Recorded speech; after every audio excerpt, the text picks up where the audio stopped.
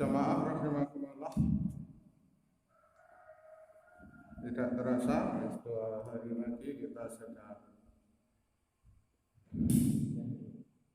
berhari raya Idul Fitri, insyaallah.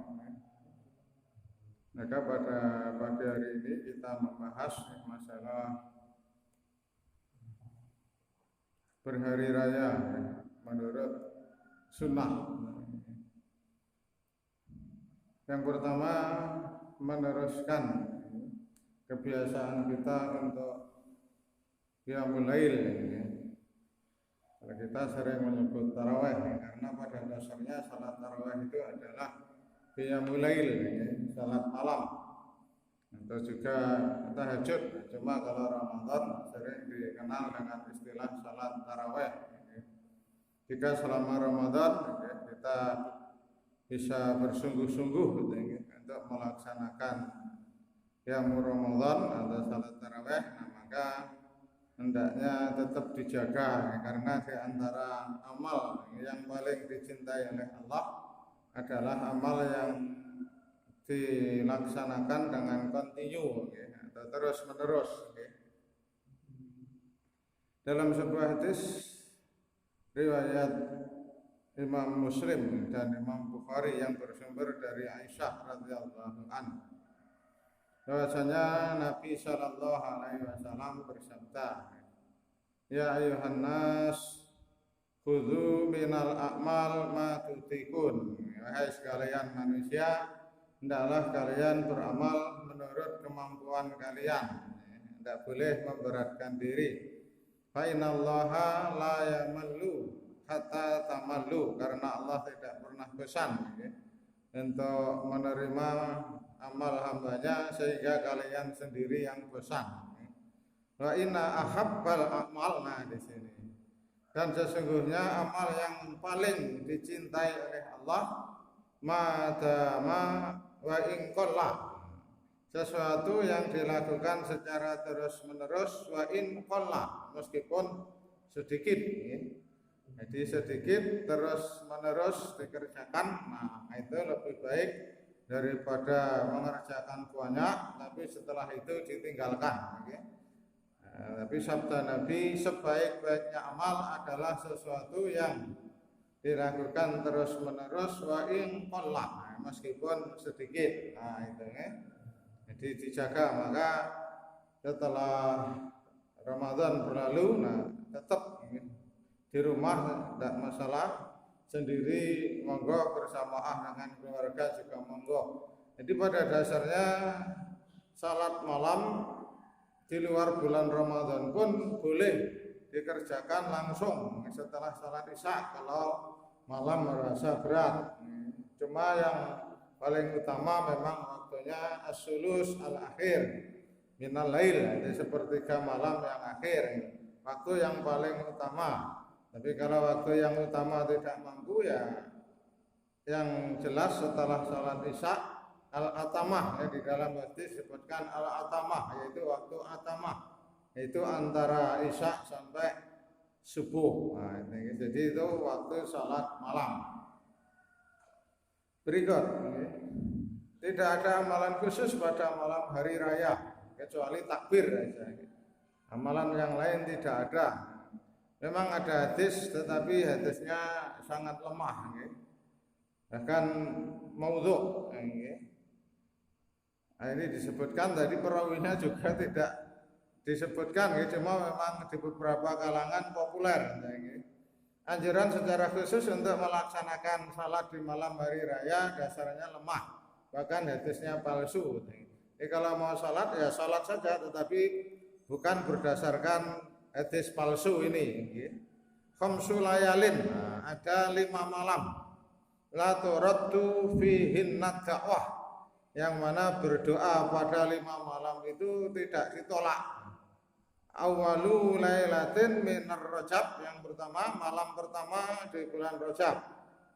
Wa lailatun nisfi min Sya'ban, yaitu pada malam nisfu Sya'ban. Nah, ini hadisnya palsu, tidak perlu dijadikan dasar. Wa lailatul Jumu'ah, pada malam Jumat.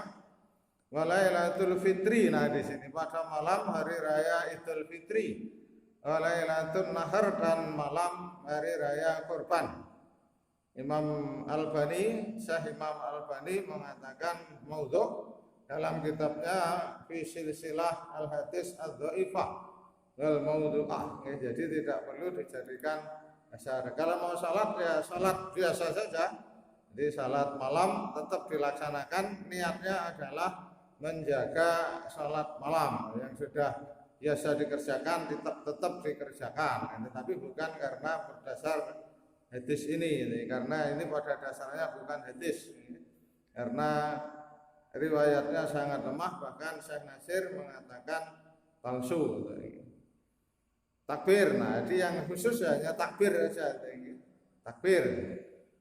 Dalam surat Al-Baqarah 185, walitukmilul iddata, dan hendaklah kalian menyempurnakan bilangannya, maksudnya menyempurnakan puasa Ramadan. Nah, dan jika sudah sempurna, maka hendaklah walitukabbirullah, kalian bertakbir kepada Allah, mengagungkan Allah. Jadi begitu selesai pada hari terakhir, nah maka dianjurkan untuk bertakbir. Di maghrib itu sudah dianjurkan untuk bertakbir. Walitukabbirullaha ala ma hadakum, hendaklah kalian bertakbir mengagungkan Allah atas petunjuknya. Wala allakum tashkurun, agar kalian menjadi orang-orang yang bersyukur. Bertakbirnya mulai tenggelam matahari waktu maghrib sampai sholat id selesai. Dan ketika para sahabat berjalan menuju lapangan, nah itu juga sambil bertakbir. Tapi karena besok kita tidak ke lapangan, ya takbirnya di rumah. Karena adalah yahruju yaumal fitri. Ini Ibnu Abbas, ingat saya. Adalah Ibnu Abbas keluar pada hari raya Idul Fitri fayukabbiru, sambil bertakbir, kata ya'tiyal musholla, sehingga sampai ke tanah lapang, sampai di musola. Nah musola di sini yang dimaksud tanah lapang, bukan musola bangunan seperti kita. Wahatta ya'tiyas sholah, sampai selesai sholat. Fa'idha qadha sholah, jika salat telah selesai, qata'at takbir, nah maka dia berhenti mengucapkan takbir. Ini Rasulullah, maka beliau menghentikan takbir. Ini ceritanya Rasulullah, bukan Ibnu Umar. Nah, jamaah rahimakumullah, di dalam athar Ibnu Abbas, Ibnu Umar bertakbir dengan menyaringkan, mengeraskan suaranya pada hari raya Fitri dan Kurban. Setelah sholat subuh hingga duduk di musola, beliau terus bertakbir sehingga imam sampai untuk sholat. Jadi ketika duduk pun sudah sampai musola tetap bertakbir. Lafaz takbir. Lafaz takbir di dalam riwayat memang tidak ada yang langsung dari Nabi. Nah ini makanya akhirnya ada beberapa pendapat. Ini lafaz takbir itu dari sahabat. Jadi asar dari sahabat. Tentunya sahabat juga atas petunjuk Nabi gitu, tapi dalam hadis yang langsung dari Nabi memang tidak ditemukan. Yang bersumber dari Ibnu Mas'ud radhiyallahu an, beliau bertakbir. Dalam takbirnya beliau mengucapkan Allahu Akbar, Allahu Akbar. Jadi takbirnya 2 kali. La ilaha illallah wallahu akbar, Allahu akbar walillahil hamd. Tapi ada juga yang 3 kali. Ada juga yang 3 kali, tetapi dari sisi riwayat yang kuat yang 2 kali. Yang 3 kali juga ada, tetapi tidak perlu dipermasalahkan. Jadi kalau kita biasanya 2 kali, tapi kalau ada yang 3 kali ya biarkan saja, tidak harus disalahkan, karena memang riwayatnya agak berbeda. Ada beberapa riwayat.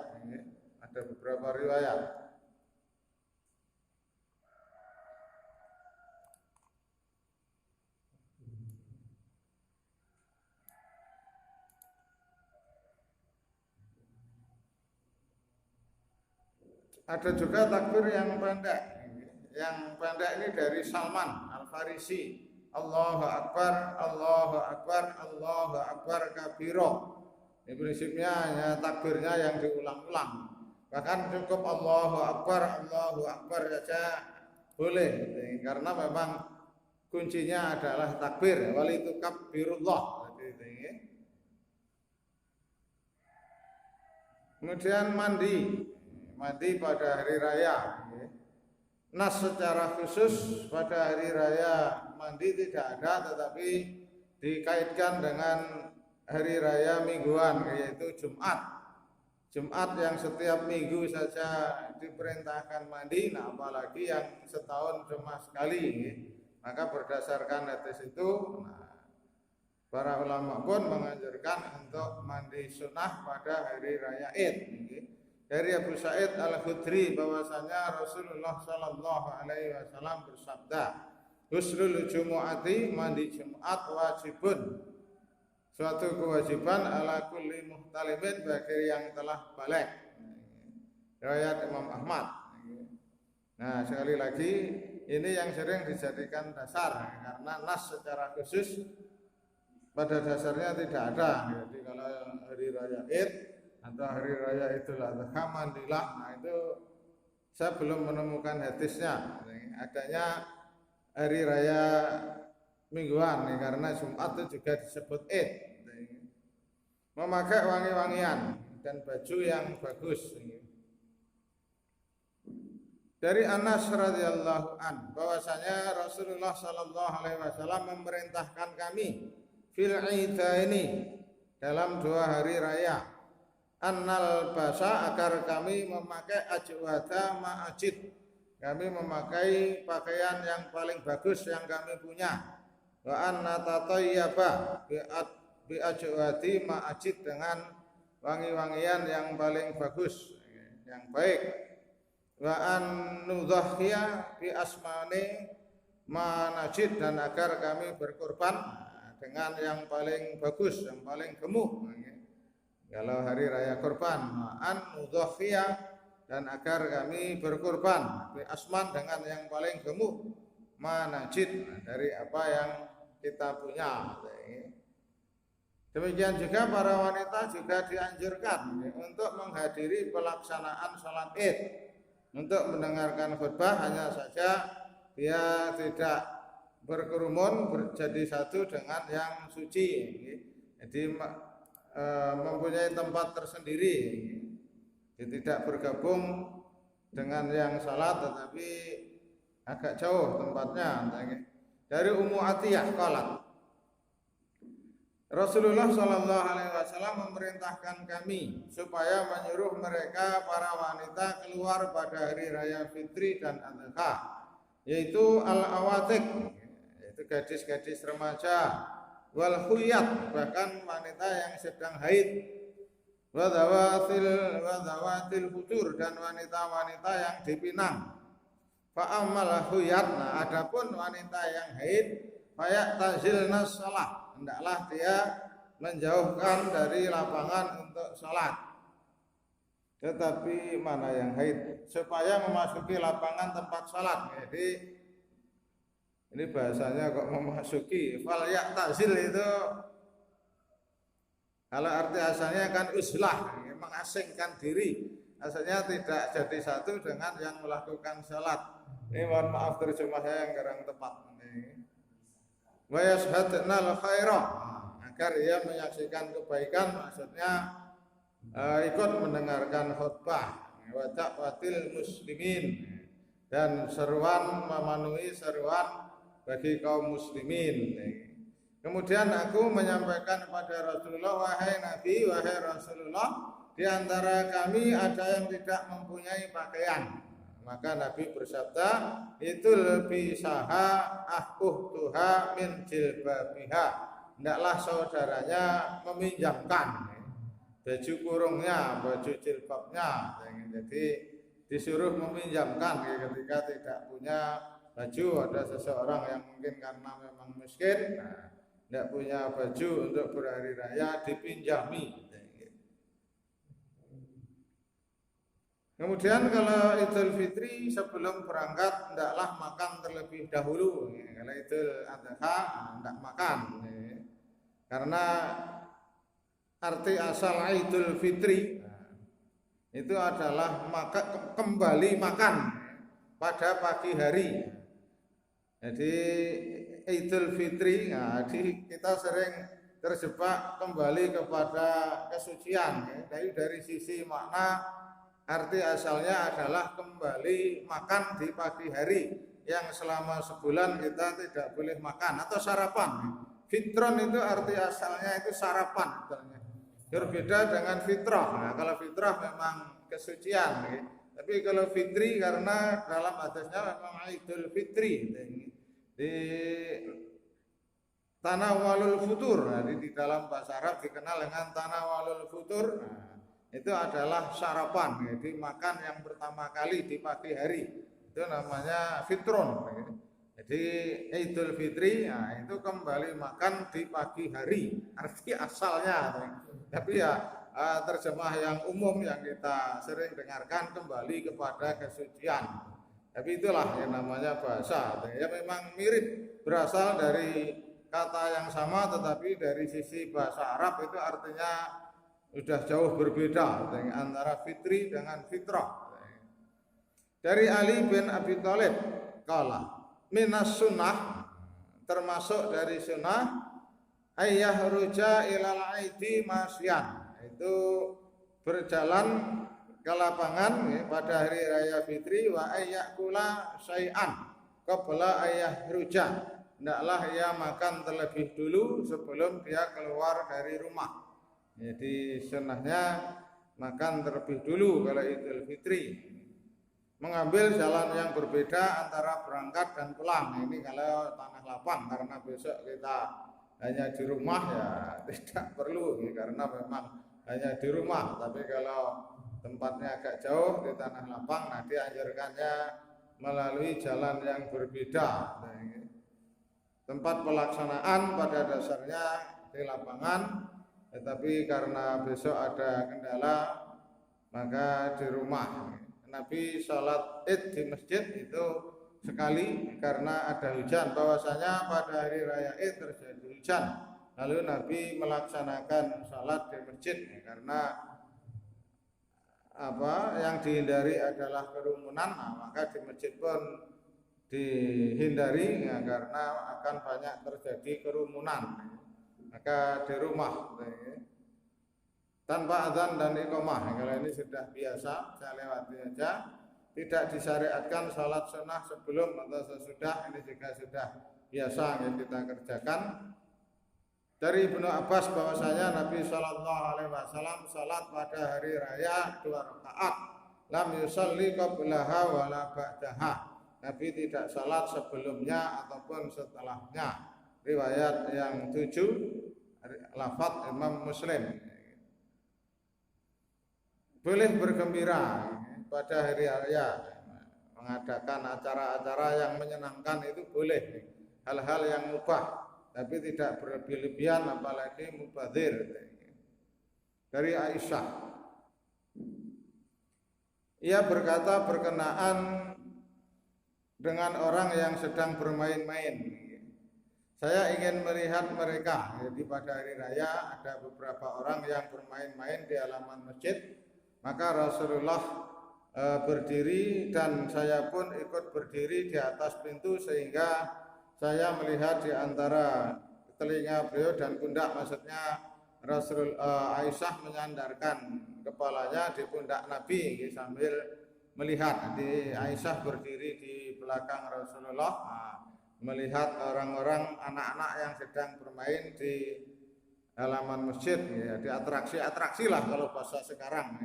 Waktu itu dalam riwayatnya bermain tombak, di keterampilan untuk berperang waktu itu. Kemudian dalam riwayat yang lain kita baca aja, yang ini yang sering menjadi perdebatan di sini. Dari Aisyah juga, riwayat Imam Bukhari. Ia berkata, Aisyah berkata, Rasulullah Shallallahu Alaihi Wasallam masuk menemuiku saat ketika di sisiku ada dua budak wanita yang sedang bernyanyi, bersenandung dengan lagu-lagu buat, lagu-lagu pemberi semangat, lagu-lagu tentang perang. Jadi kalau terjemahnya biasanya buat itu lagu pemberi semangat, apa bahasa kitanya? Mares, kalau mares itu pujian. Ini lagu-lagu buat, lagu-lagu pemberi semangat. Maka beliau berbaring di atas tikar. Nabi berbaring, tidak melarang. Ada dua budak yang sedang bernyanyi di samping Aisyah. Kemudian beliau berbaring di atas tikar. Beliau tidak melihat kami, memalingkan wajahnya, tapi tidak melarang. Kemudian masuklah Abu Bakar, mencelaku. Bapaknya masuk, bapaknya Aisyah, Abu Bakar. Abu Bakar mencelaku, ia mengatakan, seruling-seruling setan. Kalian perdengarkan di hadapan Nabi Sallallahu Alaihi Wasallam. Kemudian Rasulullah Sallallahu Alaihi Wasallam lantas memandang kepada Abu Bakar seraya berkata, biarkanlah keduanya. Oleh Rasulullah disuruh membiarkan, tidak dilarang, itu hari raya. Setelah beliau tidak menghiraukan lagi, aku memberi isyarat kepada kedua sahaya tersebut agar lekas pergi. Lalu keduanya pun pergi. Saat itu hari raya Id. Ini pada waktu itu pada hari raya. Biasanya ada dua budak. Juga pada saat hari raya biasanya ada dua budak Sudan yang memperlihatkan kebolehannya mempermainkan tombak. Nah ini tadi yang saya sebutkan di atas tadi. Jadi mereka beratraksi di masjid mempermainkan tombak dan perisai. Diadu ketangkasan lah kalau bahasa kita. Maka ada kalanya aku berdiri meminta kepada Nabi Shallallahu Alaihi Wasallam atau beliau yang menawarkan kepadaku, apakah kamu mau melihatnya? Maka aku menjawab iya. Maka beliau menempatkan aku berdiri di belakangnya sementara pipiku menempel di pipi beliau. Jadi meletakkan kepalanya di pundak Rasulullah. Teruskan wahai Bani Arfadah, demikianlah seterusnya sampai aku merasa bosan. Lalu aku berkata, apakah kamu merasa sudah cukup? Sehingga beliau bertanya, apakah kamu merasa cukup? Aku pun jawab iya. Maka kalau begitu pergilah. Itu bersenang-senang. Kalau kita biasanya mercon. Kalau mercon karena kaitannya takdir, sesuatu yang sia-sia juga membahayakan. Ya baiknya kalau saya tidak, tapi itu kadang budaya yang susah juga dihilangkan. Itu budaya dari Cina konon mercon. Tapi karena berbahaya kemarin ada korban di Ponorogo kalau tidak salah, saya kebetulan baca sampai meninggal karena merconnya lumayan besar. Kemudian awalnya tidak meledak, begitu dipegang meledak. Akhirnya satu orang meninggal. Nah kalau mercon karena berbahaya juga takdir perbuatan yang sia-sia, maka tidak boleh. Ucapan ketika bertemu sesama muslim di hari raya macam-macam, ada yang minal aidin wal faizin, tapi itu saya tidak tahu itu sumbernya dari mana. Tetapi yang dari para sahabat ini pun sumbernya sahabat, karena adalah ashabu para sahabat Rasulullah Sallallahu Alaihi Wasallam. Idzal taqaw, ketika mereka saling bertemu yaumal aid pada hari raya, yaqulu ba'dhum li ba'dhin, mereka saling mengucapkan taqabbalallah minna wa minkum. Taqabbalallah minna wa minkum, semoga Allah menerima amalku dan amal kalian, amal-amal ibadah selama Ramadan. Kemudian biasanya dijawab taqabbal ya karim, ya Allah terimalah. Adapun minal aidin wal faizin, itu konon ceritanya karena saya mencari lagi sumbernya belum ketemu. Cuma dulu saya pernah membaca, itu asalnya ucapan minal aidin wal faizin itu adalah doa kepada pasukan yang mau berangkat perang. Nah, mereka mendoakan semoga kembali, aid itu kan kembali, pulang. Semoga kembali wal faizin dalam keadaan menang. arti asalnya itu. Jadi ketika pasukan mau berangkat perang, nah, maka sebagian keluarga, tidak semuanya, nah doanya adalah minal aidin wal faizin, semoga kalian kembali dalam keadaan menang. Kalau tidak kembali ya berarti gugur, mati syahid. Nah itu yang kemudian populer di negara kita diucapkan ketika hari raya Idul Fitri. Terjemahnya juga jadi kacau. Minal aidin wal faizin artinya mohon maaf lahir batin. Tidak ada hubungannya sama sekali. Tidak ada hubungannya sama sekali. Tapi itulah ya, budaya. Tidak tahu itu dulu sumbernya dari mana. Karena arti asalnya itu aid itu kan kembali, aidin. Semoga termasuk orang-orang yang kembali wal faizin, faiz kan, menang dalam keadaan menang.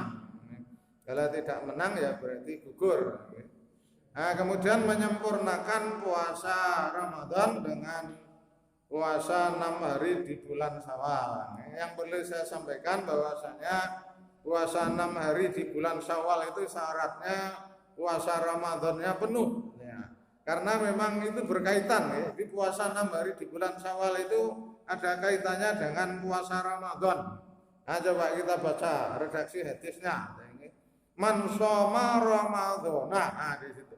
Barang siapa puasa Ramadan, summa atba'ahu, baru setelah itu diikuti sitan min Syawalin, diikuti 6 hari di bulan Syawal, maka karena kasiyamid dari, maka yang seperti itu seperti puasa selama setahun. Jadi bagi ibu-ibu yang punya hutang karena halangan bulanan, nah, maka hutangnya diganti lebih dahulu, karena redaksi hadisnya memang Ramadan dulu, man shoma Ramadan. Kalau Ramadan sudah selesai, nah baru diikutinya, karena runtut atba'ahu, mengikutinya, kemudian diikuti, disertai. Nah, kalau di sini terjemahnya diiringi, diiringi 6 hari di bulan Syawal. Nah, itulah yang seperti puasa selama setahun. Nah, biasanya alasannya nyaur kan waktunya panjang, Syawal hanya sebulan, karena alasannya itu. Nah, seutama-utamanya yang sunnah, nah itu tidak mengalahkan keutamaan yang wajib. Nah, maka yang wajib didahulukan, karena memang kalau melihat redaksi ayatnya, hadisnya itu puasa Ramadan dulu sempurna, nah baru diikuti 6 hari di bulan Syawal. Nah begitu hadis riwayat Ahmad, ini banyak ya redaksinya. Cuma yang tertulis di sini seingat saya ini redaksinya Imam Muslim. Karena banyak hadis tentang ini, redaksinya sangat banyak. Silaturahim dan bermaaf-maafan tidak harus pada hari raya. Cuma kebiasaan kita biasanya pada hari raya bersilaturahim, bermaaf-maafan karena adanya momen lebaran, karena libur yang jauh-jauh pada pulang. Ini pada dasarnya tidak harus, ini budaya kita saja, ini budaya di Indonesia, karena ada fasilitas dari pemerintah libur pada hari raya bisa berkumpul dengan keluarga, nah maka dimanfaatkan. Karena pada dasarnya bermaaf-maafan itu memaafkan, meminta maaf itu secepatnya, jadi tidak menunggu hari raya. Dalam hadis riwayat Imam Bukhari nomor sekian, bahwasanya Rasulullah Shallallahu Alaihi Wasallam bersabda, man kanat lahu matlamatun li akhihi, barang siapa yang pernah berbuat dolim terhadap saudaranya, berbuat aniaya, berbuat dolim, min irdihi, baik menyinggung perasaannya, mungkin menghina, mengatakan sesuatu yang tidak enak, au syai'in, atau mungkin pernah mengambil barangnya, fal yatahallalhu minhu, maka hendaklah dia segera menghalalkan, minta maaf. Atau kalau pernah ngambil barangnya, ya barangnya dikembalikan. Kalau tidak bisa mengembalikan, ya minta keridhaan. Belum bisa mengembalikan, nanti yang jelas minta maaf. Sebelum datangnya suatu hari, la takuna dinarun wala dirhamun. Sebelum datangnya hari yang mana dinar dan dirham tidak ada artinya, sudah tidak berharga. In kana lahu amalun soleh, jika ia belum sempat minta maaf, maka nanti di hari kiamat amal solehnya ukhidha minhu, amal solehnya akan diambil biqadri madlamatihi, senilai perbuatan zalimnya, kemudian diberikan orang yang dizalimi. Wa ilam takun lahu hasanatun, tapi jika dia tidak mempunyai amal baik atau amal baiknya tidak cukup untuk membayar kezalimannya, ukhidha, maka diambillah min sayyiati sahibihi, diambillah dosa-dosa dari orang yang dizalimi tadi, fakumila alaihi, kemudian ditimpakan kepada dirinya. Nah, itu yang jadi nanti di hari kiamat kalau kita pernah berbuat zalim, selama di dunia belum minta maaf, belum minta dihalalkan, nah nanti tetap diminta pertanggungjawabannya di akhirat nanti. Nah, itu beberapa hal yang kaitannya dengan hal-hal yang perlu diperhatikan pada hari raya. Demikian yang bisa saya sampaikan. Semoga bermanfaat. Saya kira ini terakhir pertemuan kita untuk besok libur. Kecuali ada yang mau dibahas, nah monggo nanti disampaikan. Tapi kalau sudah tidak ada yang dibahas, saya kira cukup apa yang telah saya sampaikan selama 28 atau 29 hari ini. Sekali lagi, tetapi kalau masih ada yang mau dibahas, nah nanti monggo disampaikan lewat WA, lewat grup. Nah, kalau ada yang mau dibahas masih kita bahas besok. Tapi kalau sudah tidak ada pertanyaan, sudah dikira cukup, saya kira cukup apa yang telah saya sampaikan. Demikian, semoga bermanfaat. Assalamualaikum warahmatullahi wabarakatuh.